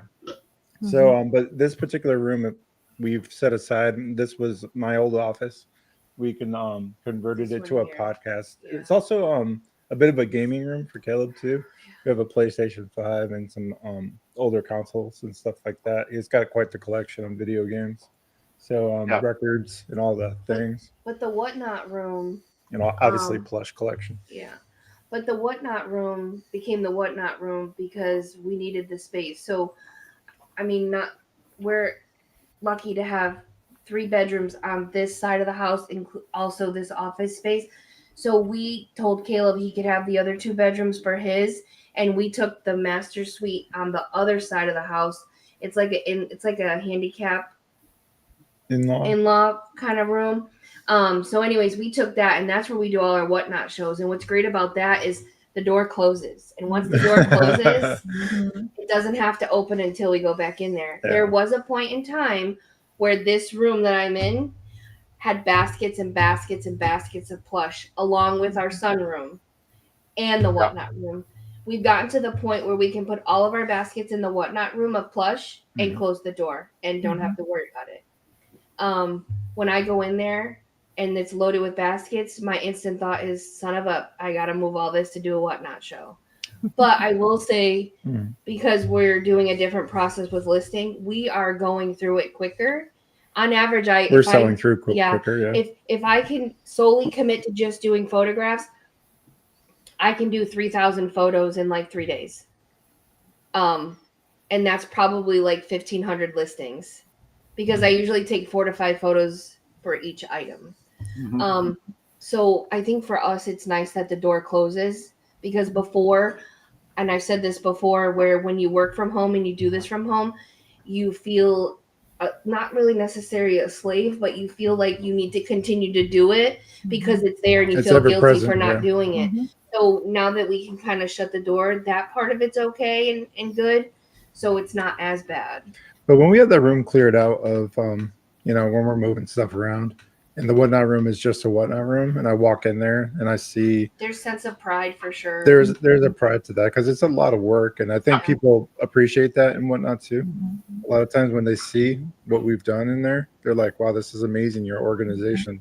What they don't see is all the long My- hours. with My technical- favorite show though was when you had it on the table and or on the desk. You just had the camera on the desk and all the baskets were there, and you would just grab and say, "Well, wherever it goes, it goes." Yeah, we're just throwing stuff. Yeah, that was awesome. There's just sometimes where you're just like, it is what it is, We do we don't preload or do anything for Whatnot social media sales. We just kind of off this, Yeah. tough type of thing. And it works well for us and also keeps people in our shows because you honestly never know what you're going to get. It's different every time. Yep. And it's hard though, because when the requests start coming in, a lot of We times know the we have answer it. is yes. Yes, we do actually have what they're looking for. But the problem is it's so much that it could be in the shed. We have like a 24 by 50 outbuilding. We have our But even if two it's something car that garage. we have in a basket, your guess is as good as mine. I know I saw it the other day, but Yeah. where it is, where's Waldo, I have no idea. Yeah. So what we say is be patient, come back and ask again. Yeah. Yeah. I don't know how. I know that sometimes you're on Whatnot, sometimes you're not, but we utilize Whatnot as first in, first out, first in, last out kind of thing. We bring it to Whatnot first to help me not to have to list it to get that quick sale. And then also right now, What's up, because 60? we're doing inventory, I'm pulling stuff out that I know is going to sell on Whatnot because it's just stagnant on the platforms. So for us, it is an opportunity for us to get rid of it in the beginning, give it a chance, and if not, put it on other platforms and then revisit it again. So to answer your main question, Jeff, is when I walk in there, I do feel a sense of pride and also it doesn't feel bad most times. Yeah. And I enjoy that. So that's a great question. It's important to enjoy the space you're in. I wanted to create things in my resale room that were fun for me, that invited me in, where I might want to stay for a while. Yeah. I've got, you can see some video games, but that's also a place where I can move those out of the way and prepare a lot of things. I've got I bought a real big light box. It's at its own dedicated table. And then behind. He'll come back. I believe in the internet. This is a flat lay. It's flush against the wall. You're frozen. Then when I need to There photograph clothing, it pops out. And can you see that okay? Yep. Yeah. Yep. Oh. Okay. But He's frozen. Kind of look like my Whatnot show today. clothing out. Whatnot be whatnot. And flat lay it. I can a do it. lot lately. Just need to move some stuff around. I think the other thing in here that I added was I've got a radio with where I can play my 80s music, and I've got an air conditioner window unit and good lighting. Those are just things that I needed to make it special for me. I will say one of the things you might want to avoid, because some of us do it. We've had stuff before. Oh, that's not for sale. That's not for sale. So if you don't want to answer that question, a lot of times in your show, don't have it in your background. Yeah, I know Christine and Ryan get it every show just about. Yeah, it doesn't bother me. I giggle. I think Christine likes saying, no, Right. yeah. But No, I found it. It doesn't bother me really. Yeah. Coco. But if I am busy and they keep, Hello, then Coco. I'm like, okay. Coco. Give them some astronomical price and see if it sticks. But right. I do it all the time when I pick something out of a basket that's not meant for I Whatnot. get the look. I don't even do it anymore. Look at her. I just say, yeah, that's $50. Yeah. I run it. And I was like, oh, no worries. Thanks for looking at that one. I think we should get a trumpet solo. Coco? I'll sing it. You got that from Coco. I think Jeff frozen. I might have. I don't know. I don't remember.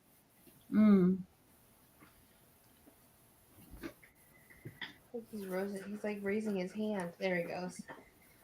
So we're getting close. Yeah, we're getting it closer to the podcast where we open it up for questions from chat.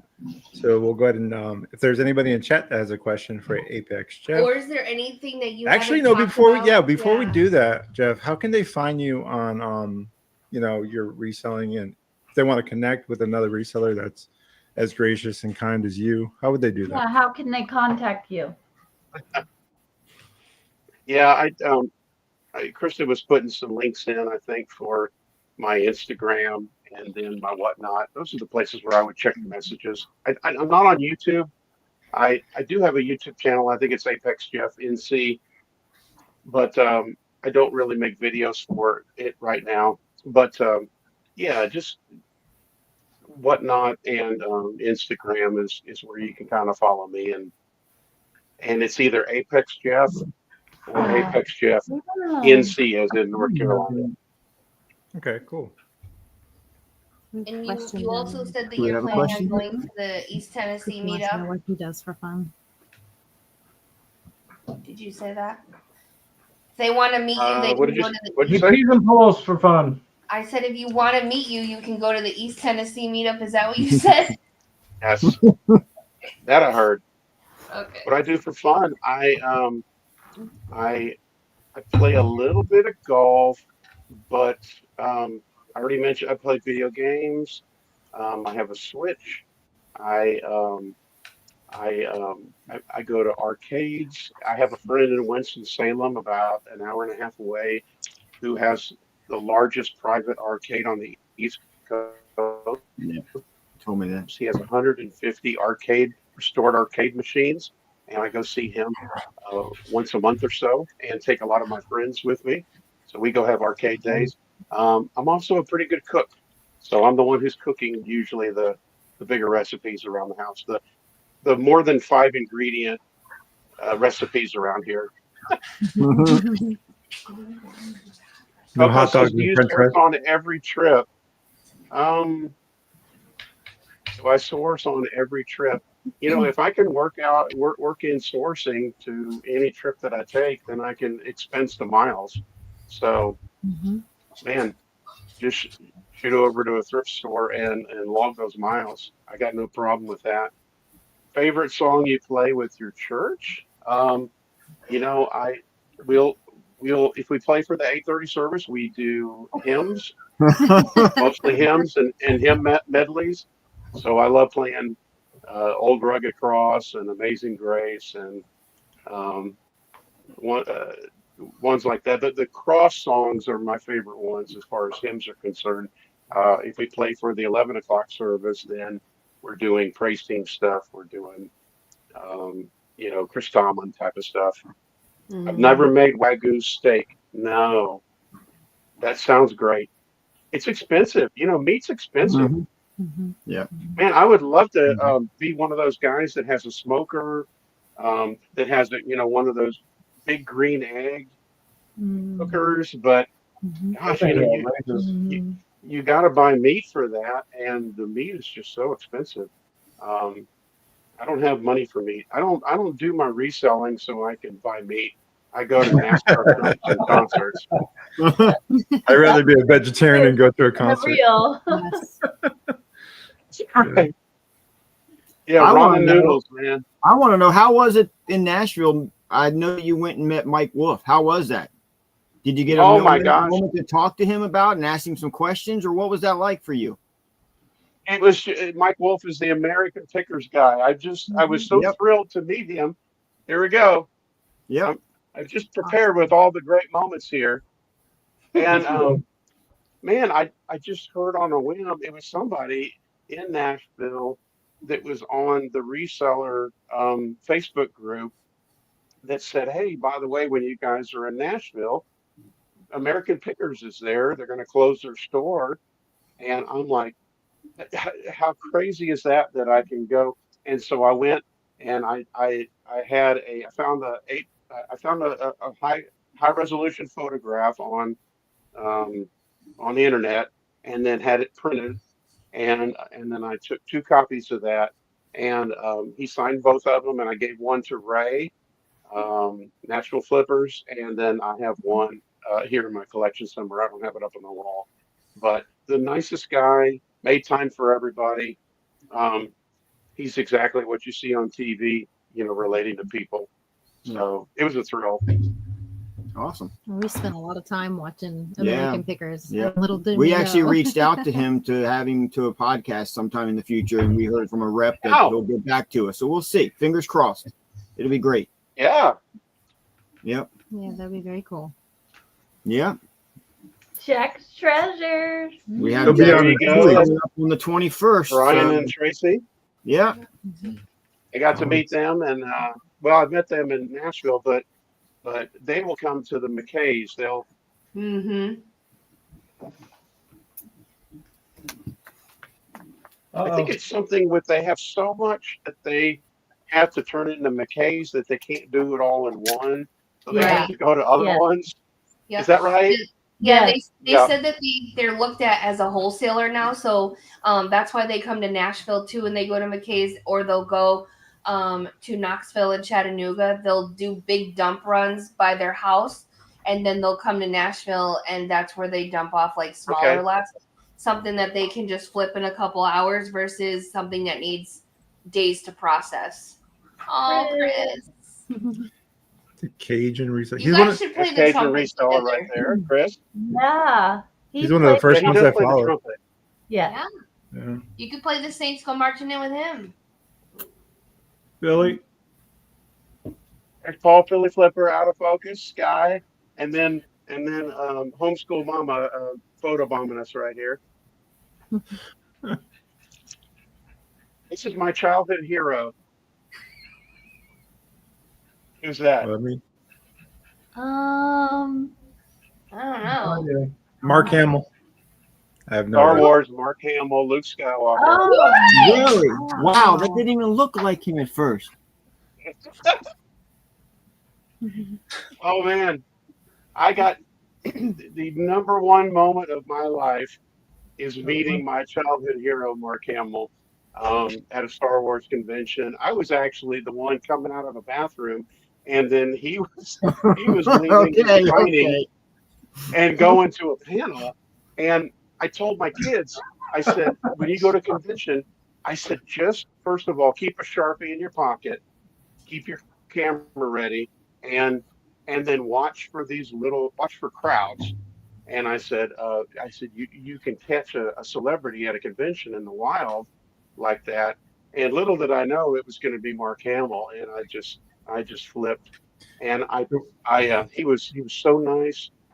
He was, when in Star Wars, when he just stares off into the twin suns, and his uncle won't let him join his friends in the fight. He's just dreamer. He's just a dreamer out there, and it just stirs up a lot of dreaming in me. And I told my kids, I said, I said the number one moment of my life was meeting Mark Hamill, and they said, well, what about my birth? I said, no, not really. That's about 3 or 4. And then Marcia said, well, what about me and our marriage? And I said, sometimes you're number one.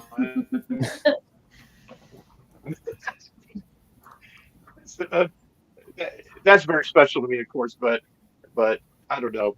It's my top moment, getting to meet my Star Wars hero. That's awesome. Nice. Yep. I'm glad he didn't let you down either, because so often we meet people and we Yeah, have usually- and then Mhm. So Jeff, I have a question. You said you met him coming out of the bathroom. Were you like, "Hey, is that little Marky?" Did you look over the stall? Did you throw the Sharpie under the stall and say, hey, can you sign this real quick? Is that little wash your Marky? hands.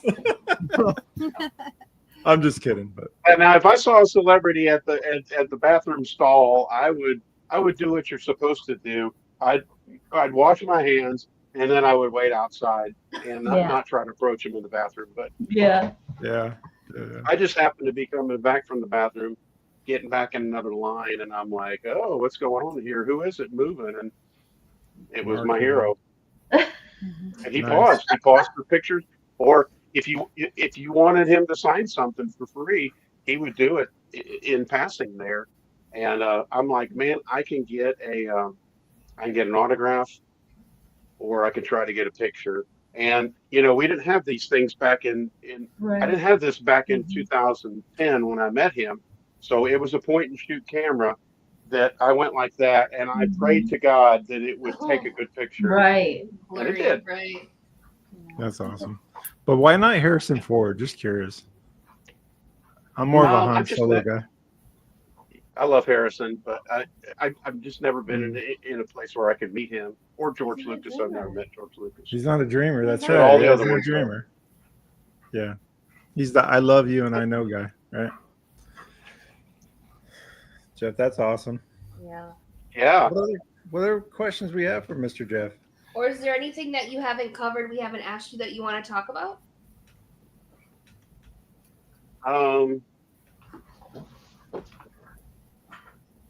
Do you think if I got stickers, I would be a better reseller? The stickers awaits at Resell Greatness. Is that how I can level up? I mean, some people might say put them on the map. Yeah. If you want follows. I don't have anything to put in the swag bag. I don't have. I collect your stickers, but I don't have my. Well, you own got to have a sticker. sticker I for tried to think. Nashville next year. So We didn't put Yeah, up. maybe I just get one. I don't know quite what to do. Like a Apex, like a mountain or something. People might wonder how I got my name, Apexjeff, and I live in a town called Apex, North Carolina, and it gets its name because the railroad that goes through this area, the apex of the railroad was in Apex, and so it was uphill to get here, and then downhill. Now uphill is only 400 feet above sea level, so it's not high, but that's how our town gets the name Apex. And I'm like, well, that's pretty good. I thought about doing a reseller name where maybe it wasn't your name, but then I want people to know who I am. I want them to know my first name, and I just thought Apexjeff sounds pretty good. It rolls out pretty good. I like it. There's a question from Gina that's down on the bottom She there. missed your entry. She wants to know, do you like bananas? Do I like bananas? I have a. thanks, guys. I do, but I have a slight food allergy to citrus food. So Nice. I can eat bananas, but it makes my stomach a little bit uncomfortable. Do you get the memo, Sean? You make his stomach upset. I'm just moving on to the next question, please. Sean likes bananas so much he just swallows them whole. Anyway, Jeff, He doesn't have time to develop an allergy. hey, can you hush up, lady? You're on my side. No. You get no coffee tomorrow on our way to this. You get no lunch or coffee tomorrow or Saturday. You're in timeout. Don't worry, Back I'll to a DoorDash you serious something. question, Jeff. Gosh. Oh man. Hey, You're welcome. we have You're so welcome. many of our friends all over the country and stuff. What's sourcing like for you in North Carolina? What is your time frame to start to finish? What do you do in the off months? I mean, what is it like for you down in North Carolina? Yeah, I live in a big city area, so I'm real close to Raleigh, and so fortunately, there's a lot of thrift stores around here. There's good flea markets, not just in Raleigh, but surrounding that you can travel to. And our garage sale season is okay. I mean, it kicks up in April and then it dies by August. So, but it's not like I'm going to 30 sales on a weekend. So I'm pretty disappointed with the garage sale. Garage sales are the most funnest thing that I can do. I just enjoy that. Sometimes I These are the source on pictures that you send Facebook us. Marketplace. I'm a big sourcer on Whatnot. And we don't have a Ben's here in Raleigh, but we've got one that's in Greensboro, which is about 45 minutes away. And I get over there sometimes, and I make a killing whenever I go to the Ben's. I'll buy $40, $50 worth of stuff, and it always, I don't know, it always 5X's, 10X's for me. Good. Mm-hmm. You said your garage sales weren't as good this year? Is that what you said? Boy, not like Nashville. You know, when we were in Nashville, and you just look on the app, and there's 300 sales in your area. On a good garage sale weekend over here, there might be, 30 or 40. Now, I just do a 10-mile radius, so I don't do a big radius, but there's a couple of key areas that tend to do well. There's a lot of well-to-do people around here, so a lot of people are moving to our area, a lot of growth, a lot of new houses, and a lot of money, and so it's fun to go to a nicer neighborhood and they're having their annual garage sale or their community garage sale, and they're just getting rid of really nice clothing. Sometimes you see the video games, but usually it's like it could be tech toys and iPads and stuff. And the best thing that I picked up at a garage sale was a pair of DJ turntables with in-flight cases, and they were Technics, which is a real good brand, and they were a professional DJ turntable. The guy had a friend that was a DJ. He got his stuff, and I said, "How much do you want for your turntables?" And he said, "How about $20?" Oh my God. I said, "Each one?" And he said, "No, for both, $20." He said, "I just want them out of here." And in fact, I've got this big DJ flight case if you want it. And you open it up, and that's where you put your turntables. It's got a place that you could put your laptop and cords that you could put in the back. He just gave that to me for free. Wow. The turntables didn't work, so I found a guy in Chapel Hill called the turntable guy and dropped them off there, and he fixed them up for me for $200 and then put them on his website and sold them for a 20% commission. He sold them for $1,000. So Wow. that was 2 turntables that cost me basically $220 turned into $1,000. And then the DJ case, I took that to McKay's. I didn't know that you could take big equipment like that, and until I saw it, I saw big equipment there, and so I've unloaded some bigger stuff like that. I think I got maybe $65 for it, but Pure profit. I used that to buy other things. Yep. Yeah. The best find that I had, Noah, my youngest son, and I were at a garage sale, and I picked up some jeans, some clothing, and he said, "Hey, don't forget to look at the quarter bin, the quarter box." And it was under the table. And boy, don't forget to look under the table, right, guys? In the quarter box was a sealed pack of Yu-Gi-Oh cards, and they were, like when you would go to Toys R Us and you would go to the checkout, and they had extra cards, Pokemon or Yu-Gi-Oh, and it would be 2 packs that were sealed. These were original, like the original, whatever the first 2 series of Yu-Gi-Oh was. And I paid $25 for it, and then we sold that and flipped it for $200. Wow. Oh my God. Nice. Yep. Yeah.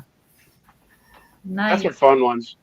Yeah. Mm-hmm. I was reflecting to my wife that one thing I really don't hear with resellers very often is that's a once in a lifetime find.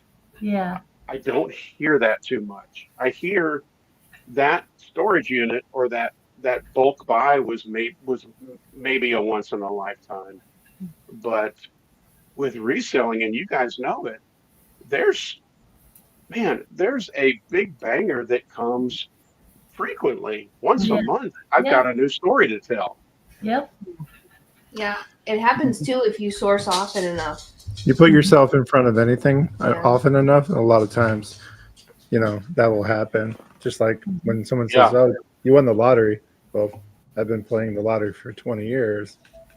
So choice and opportunity. Some people say there's no such thing as luck. It's just choice and opportunity, right? So it's it's kind of the same thing. So with reselling, there's a question. Do you get to do any private sales, like private picks, or have you ever been offered back? Just a little bit. It's with church people usually that Mhm. they'll say, "Hey, I've got all of these golf clubs. I was going to donate them, but I know that you have your eBay thing. Do you want to take a look at them?" And usually it's just, I'll give them to you. And so the private picks that I've done have just been things like that. Somebody unloading 4 bags of golf clubs. Um, Somebody bringing their mother's estate in boxes to their house. That happened recently. And hey, Jeff, why don't you come over and take a look? Help me price things a little bit. Help me know what's valuable. And then after my daughters have picked through, then you can, you know, you can buy it or I'll give it to you. That kind of thing. Awesome. That's a lot of fun. We had a question down there. I don't know where it went, but they want to know how many times have you been pulled over in this year? I don't know where it went, but That's I saw it fly by. So no Only one restraints or time anything? for an expired registration. Okay. So one. There's for also Jeff. I think One Amanda had for a Jeff. question about. I think Amanda had a question for you. Are you available to be on the podcast as a normal host next week and going forward? We have a spot that we need to Yeah, fill. Ryan's quitting. No, you're always welcome. Ryan's gone. I'll have to find some more pictures. So you know that guy?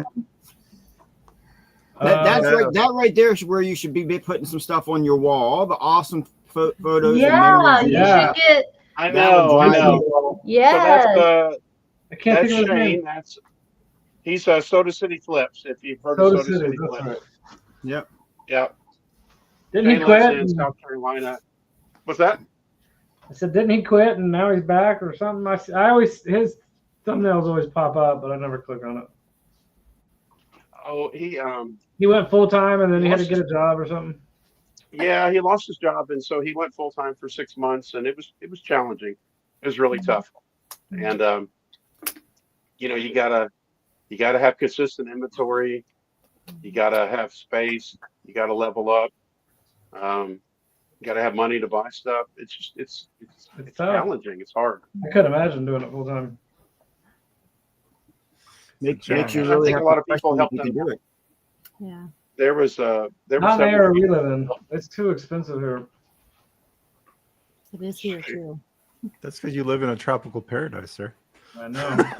We don't You live live in tropical Hades. paradise. We don't have that problem in Hades over here in Alaska. Yeah. Might as well be Hades. It's so hot It in is Alabama. hot. It is hot right now. Yeah. When you went to California with your son, did you source while you were there as well, or did you strictly just have fun and make memories when you were in Disneyland? That's a good question. I did look up the thrift stores, and we had a rental car. I just made a decision to be on vacation that week and enjoy the time with my son. And but yeah, I looked it up and I thought about it, and I wanted to see what Southern California reselling looked like over there. Thrift stores and stuff. I was able to visit my uncle in San Diego. He's 83, and I had not seen him in 30 years. And so it was an opportunity to see him, spend time with him. And then Noah and I went to Disneyland for 4 days. So we spent a whole week there and just had a great time. All of that trip was paid for with resale money. Nice. So That's awesome. And I know you go to concerts a lot. Is that? Yeah. So we went to the Metallica concert in Charlotte, big stadium. Bought seats for that. Got an Airbnb. I did source on that trip, so I expensed all those miles and the meals. I used my reseller card. Yep. But yeah, to buy NASCAR tickets, to be able to go to concerts, to be able to buy video game collections, it's just so much fun to have the money to be able to do that, and bless my family. Yeah. Now, being that you like NASCAR and concerts, do you collect the old vintage tees for both by chance? I don't collect them. You have some you want to sell? Oh, I've got quite a bit, but Ryan has first dibs. He told me where I'm off the train. So I'm not big on the concert rock bands. That's just never was never the thing. So you guys have all the rock band stuff you want. There's so much NASCAR around here. I mean, it was born in around in the Charlotte area. Well, Daytona, the big race, but all the shops are in the Charlotte Concord area. And man, I wish that NASCAR had a bigger market as far as reselling stuff. Well, I don't pick up NASCAR merch. The a cars. lot of places have had NASCAR. Like we're looking for other stuff, but they have a whole pile of NASCAR, and we're like, okay. Yeah. Yeah. So what I would a lot of NASCAR. NASCAR's not what it used to be. No, I'll take some dope NASCAR shirts though. I like them. I think they're cool. I would pick up Earnhardt Sr. stuff. I'll pick up Richard Petty stuff. I will pick up some Jeff Gordon stuff. Dale Jarrett seems to do well. That's it. Those 4 drivers. None of the modern drivers do well. It's the vintage stuff, and it's really a limited. None of the cars. I would never pick up the diecast stuff. Yeah, I have a question for you, Jeff. Did you notice anything about like Winston Cup stuff being better to sell because they can't do Winston anymore because the whole tobacco industry stuff? Do you ever notice anything like that selling well in your experience? I have several Marlboro things and Winston Cup things, and they're just great pieces, but they just don't move. They don't move for me. Now that doesn't mean they won't move for somebody else. And Right.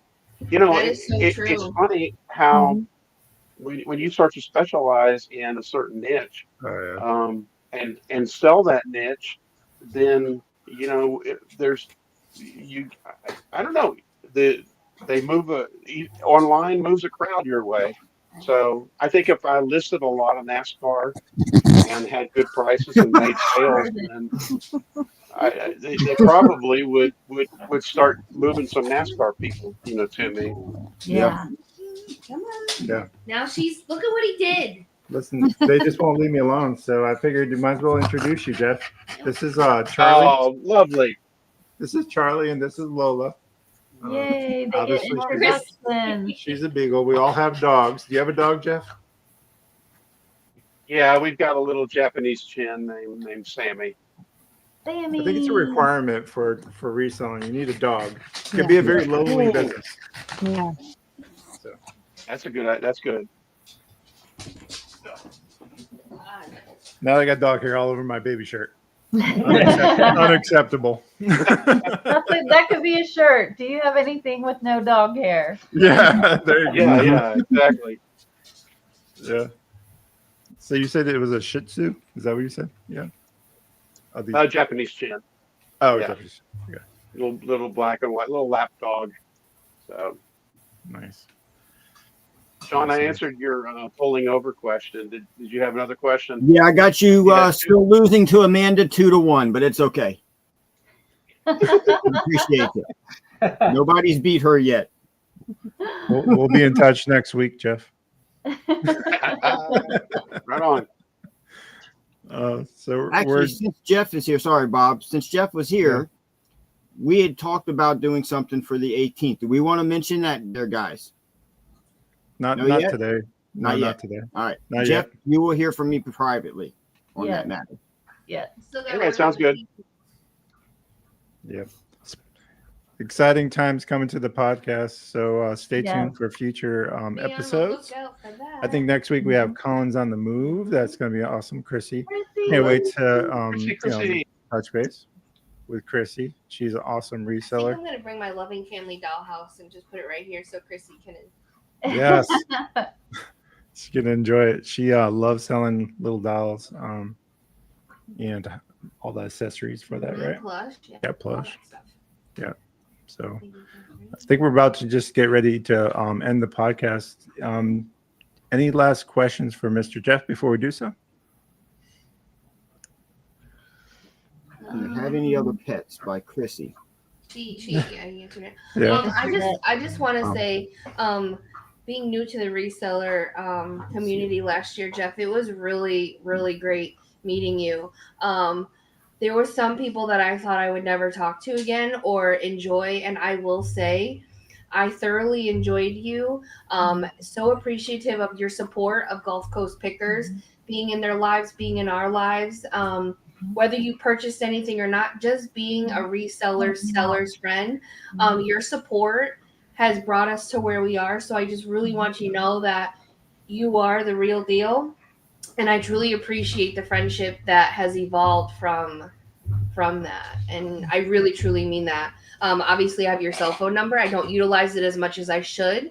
But I thoroughly enjoy you as a person and have really enjoyed getting to know you. And I cherish that. And I look forward to seeing you in September as well.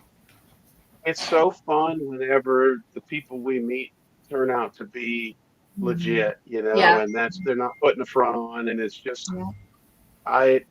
it's fun to be able to be myself, and sometimes to be able to be myself, getting a little feedback, getting a little audience. I don't have any trouble with public speaking. I think I could be a comedian, but what I'm pretty good at doing is going into your shows and riffing. Yes. I don't take over at all, but it's fun to just riff and jive. Yep. And This morning sometimes I get enjoyed. muted. This morning I enjoyed it with the Hi, Furby. Kenton. I got something to eat, man. That's an ugly blanket. Birthday is Monday. He's gonna be 14. Wow. Nice. Boy. I got him 2 birthday cards today. I hope he likes them. I'm gonna insert some AI knowledge I in got there. you 2 birthday cards. Thank you. Anyway, sorry. You were saying about this morning, Christine? Yes. Yeah, I was saying I enjoy Jeff and my morning shows, and this morning I really enjoyed it because we were talking about the Furby. They wanted me to burn it, and I was like, I enjoy the Furby. I don't mind a Furby. I don't I mind don't Furby. either. We have lots of vintage Furbies. Her Furby was talking to her and chatting, and you could see Christy lighten up. I loved it. Pre-AI. Yeah. And it's at some point the Furby wanted to go to sleep, and it said, "I'm going to go to sleep, night night." And Christine said, "Night night, Furby," and I think it started snoring, and then I said, "Watch out, Furby, enter Sandman. The Sandman's coming." Coming to trigger Chris nightmares. said, I was happy going to birthday. buy the thing. Thank you. Ruth Ann said hers is on Tuesday. Yep, Ruth Ann is after you. Kyle said happy birthday. Thanks. What up, Kyle? Kyle. That's awesome. That's our Well- friend from high school. I Oh, think wow. we're. You guys hear Charlie eating a bone? Yeah. Yes, we Going can. crazy. Yeah, here's Going to something. town. Here's some lunch in there. Here, wait, hold on. There. Charlie. She's the queen of the castle. And then when she got down, Lola never chews bones or plays with toys because Charlie does. She went up there and she started licking it too, like, I got your bone. But anyways, Kyle's birthday was 3 days ago. Yeah, Kyle's was on the 4th. All the cool people are born on the 4th. my god. 14th, right, Bob? 24th. 14th of October. That's right. Bir- 14th. Birthday bros. Yes, sir. If you know, you know. With Sean? Mhm. Oh, Yeah, Bob and Sean have the same birthday. Yeah, we do. Yep. Wait till you see what kind of strippers come out of our cakes. Whoa, wait a second. I didn't sign up for this. Well, Mel and I are going to strategically plan to embarrass out of you. Wait, see nothing yet. Do your best. Do your best. I'm going to do one of those telegrams where a singing banana comes to your house and sings you There happy you birthday. go. You can say your cake is gonna spit out bananas. Yep. All right, so we're going to go ahead and wrap things up. We want to thank you for coming into the podcast. Yes, Jeff, Jeff. it's an absolute Thank you, pleasure. You are just such a breath of fresh air, a gentleman as always, man of God. We appreciate you so much. Yes, You guys, sir. remember, if you can't be good at it. And we appreciate you, Jeff. Until next Yes, time. sir. Thank you, Thank you Jeff. so much. What a pleasure. Good Much night.